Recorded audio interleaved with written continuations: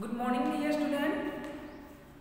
अगले वीक में हमने देख लिया है दोनों चैप्टर मैंने अच्छी तरह से आपको समझाया है और दोनों की एक्सरसाइज टेक्स्ट बुक की और सीडब्ल्यू की जो एक्सरसाइज है वो भी मैंने आपको भेज दी है, तो आपको टेक्स्ट बुक और सीडब्ल्यू में लिख देना है। इसके बाद आज का लेसन है चैप्टर 3 सच्चा हीरा। प्रस्तुत कहानी में व्यक्ति के ज्ञान के साथ साथ उसके कर्मों को भी महत्व दिया गया है। इस कहानी में क्या बताया गया है कि व्यक्ति के अपने पास ज्ञान होता है, व्यक्ति के पास ज्ञान होता है, लेकिन ज्ञान के साथ साथ उसका कर्म कैसा होता है, उसके कार्य कैसे होते हैं। बुद्धि तो होती है उसके पास, लेकिन वो बुद्धि के साथ उनके कार्य कैसा करता है उसके बारे में बताया गया है। अच्छा ज्ञान अच्छी बात है, लेकिन वह आचरण में नहीं है तो निरर्थक है। हमारे पास अच्छा ज्ञान है, लेकिन वो ज्ञान अच्छी तरह यूज नहीं कर सकते, हम उपयोग नहीं कर सकते, तो ज्ञान निरर्थक है। इस बात को रोचक तरीके से प्रस्तुत किया गया है इस कहानी में। इस बात को कि हमारे पास जो ज्ञान है उसका हमको अच्छी तरह से उपयोग करना चाहिए। सूर्य अस्त हो रहा था, पक्षी चहचहाते हुए अपने अपने नींद की ओर जा रहे थे। गांव की कुछ स्त्रियां पानी लेने के लिए घड़े लेकर कुएं की ओर चल पड़ी। क्या हुआ, शाम का समय हो गया था और गांव में पहले क्या नल की सुविधाएं नहीं थी, तो सब स्त्रियां कुएं में से पानी भर रही थी। तो शाम के समय पर सारी स्त्रियां कुएं में से पानी भरकर वापस जा रही थी। पानी भरकर कुछ स्त्रियां तो अपने घरों को लौट गई, परंतु उनमें से 4 कुएं की पक्की जगह पर बैठकर आपस में इधर उधर की बातें करनी लगी। सब स्त्रियां पानी भरने कुएं की तरफ गई थी, लेकिन कई स्त्रियां तो घर पे वापस चली गई, लेकिन उसमें से 3-4 स्त्रियां घर की बातें करके इधर उधर की बातें करने के लिए वहां पे बैठ गई। वह कहने लगी, भगवान सबको मेरे बेटा जैसा बेटा दे। उसने क्या बोला कि भगवान सबको मेरा जो बेटा है वैसा ही बेटा सबको दे। मेरा बेटा लाखों में एक है, उनमें से लाखों में एक है, उसका कंठ बहुत मधुर है। क्या कहा कि मेरे जैसा बेटा सबको दे, कि मेरा बेटे के कंठ बहुत मधुर है, वो लाखों में एक है। वह बहुत अच्छा गाता है। क्या बोला कि वो बहुत अच्छा गाता है। उसके गीत को सुनकर कोयल और मैना भी चुप हो जाती है। लोग बड़े चाव से उसका गीत सुनते हैं। वो इतना अच्छा गाता है कि मैना और कोयल भी और सभी लोग भी उनका गाना सुनने के लिए बैठ जाते हैं। उसकी बात सुनकर दूसरी स्त्री का मन हुआ कि वह भी अपने बेटे की प्रशंसा करे। उसमें से एक ने ऐसा बताया कि मेरा बेटा बहुत सुंदर गाता है, तभी दूसरी स्त्री ने भी बता दिया। उसने पहली स्त्री से कहा, मेरे बेटे की बराबरी कोई नहीं कर सकता। क्या कहा कि मेरा जो बेटा है उसकी बराबरी कोई कर सकता नहीं। वह बहुत ही शक्तिशाली और बहादुर है। वो कैसा है, शक्तिशाली और बहादुर है। वह बड़े बड़े बहादुरों को भी पछाड़ देता है। वो क्या करता है, जो उनके सामने जो भी बहादुर आता है उसको पछाड़ दो, अच्छी तरह से खेल लेता है। वो आधुनिक युग का भीम है। क्या बोला कि वो अभी आधुनिक युग का वो भीम है। यह सब सुनकर तीसरी औरत भला कैसे चुप रही थी। उसने क्या बोला, 3 स्त्रियां तो बोल दिया कि मेरे बेटा, पहली स्त्री ने बताया कि मेरा बेटा अच्छा गाता है, दूसरी ने बताया मेरा आधुनिक युग का भीम है, अभी तीसरी स्त्री बता रही है।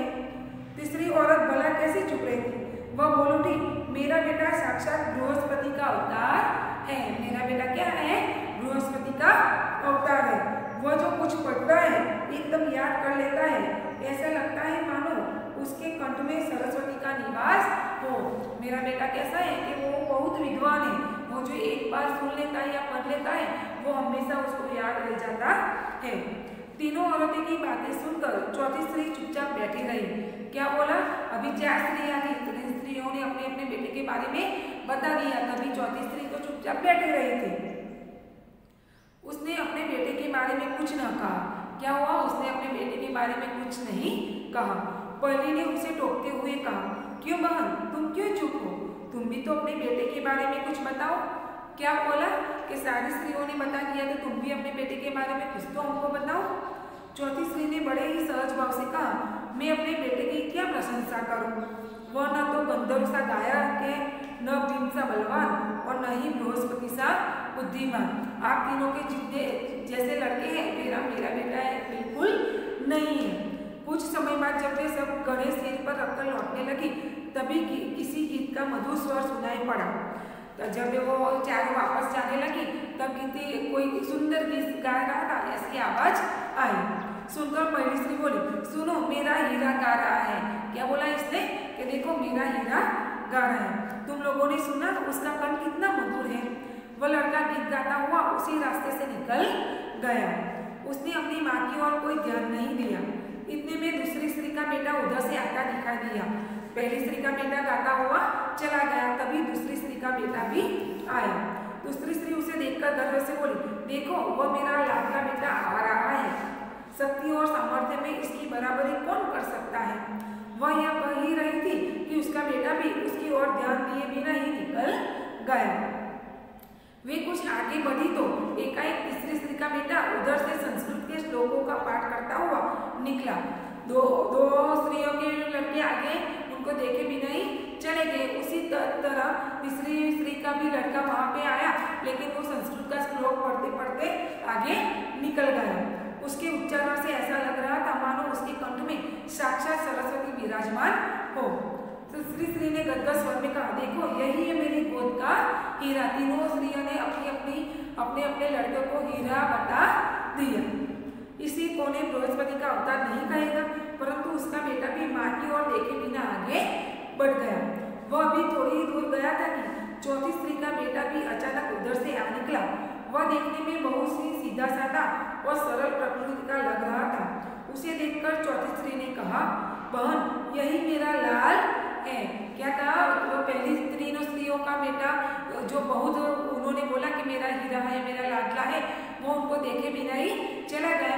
तभी चौथी स्त्री का भी लड़का वहां पे आया और वो एकदम सिंपल सा लग रहा था, लेकिन उसने बोला कि देखो ये मेरा लड़का है। चौथी स्त्री इसके बारे में बता ही रही थी कि उसका बेटा पास आ पहुंचा। अपनी माँ को देखकर वह रुक गया और बोला, माँ लाओ मैं तुम्हारा घड़ा पहुंचा दूं।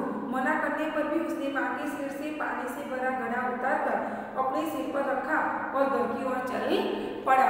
तभी अभी तो वो बात कर रही थी कि ये मेरा लड़का है, तभी उस लड़के ने अपनी माँ से कहा कि माँ लाओ आपका घड़ा मैं ले लूँ, लेकिन माँ ने मना किया। फिर भी बोला कि नहीं माँ मैं आपका घड़ा ले लेता हूँ और घर की ओर चलने लगा।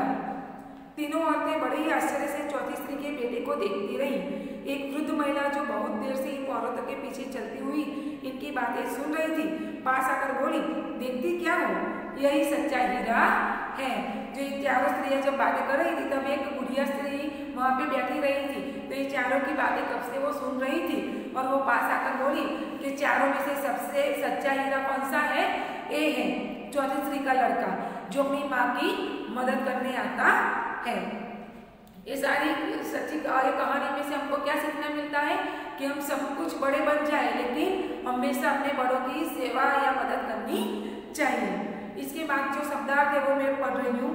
हीरा, नररत्न, बहुत ही अच्छा आदमी, चहचहाना, चहकना, चहकाना, नीर, घोंसला, कंठ, गला, आवाज, स्वर, शब्द, चाव, प्रबल इच्छा, लगन, प्रशंसा, तारीफ, गुण, बराबरी, तुलना, समता, समानता, सामर्थ्य, बल, योग्यता, पछाड़ना, हराना, पटकना या गिराना, आधुनिक, अर्वाचीन, नवीन, बृहस्पति, देवों के गुरु, साक्षात, सामने, सम्मुख, प्रत्यक्ष, मूर्तिमान, निवास, घर, रहने का स्थान, टोकना, रोकना या पूछताछ करना, मधुर, मीठा, गर्व, अभिमान, प्रकृति, स्वभाव। उसके मुहावरे हैं, इधर उधर की बातें करना, गप मारना, लाखों में एक होना, विशिष्ट होना, पछाड़ देना, हराना, गिराना, बराबरी करना, मुकाबला करना, सच्चा हीरा होना, अच्छा आदमी होना। ये सारे शब्दार्थ आपको हिंदी की CW में लिखना है। उसके बाद क्वेश्चन आंसर है।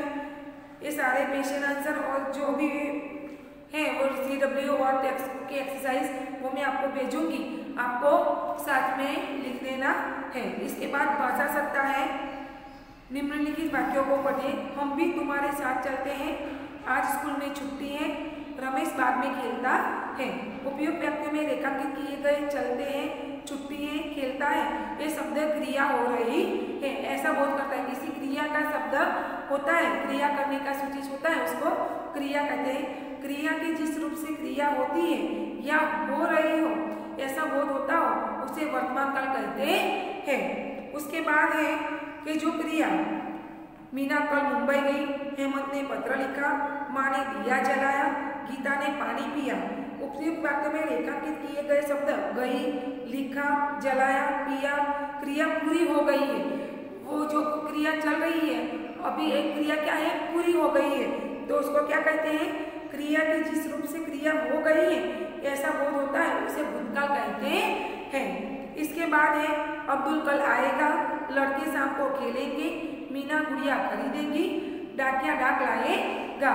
ये सभी जो आएगा, खेलेंगे, खरीदेंगी, लाएगा क्रिया होने वाली है। तो जो क्रिया के जिस रूप से क्रिया होने वाली हो ऐसा बोध होता उसे भविष्यकाल कहते हैं। इस तरह क्रिया के जिस रूप से क्रिया के समय उसकी पूर्णता या अपूर्णता को बोध हो उसे काल कहते हैं। काल के कितने प्रकार है, 3 प्रकार है। वर्तमान काल जो क्रिया हो रही है, दूसरा है भूतकाल जो क्रिया हो गई है, और तीसरा है भविष्यकाल जो क्रिया होने वाली है। तो सारी टेक्स्ट बुक की और CW की जो भी एक्सरसाइज है वो मैं आपको भेज दूंगी, वो आप CW और टेक्स्ट बुक में लिख देना। Thank you.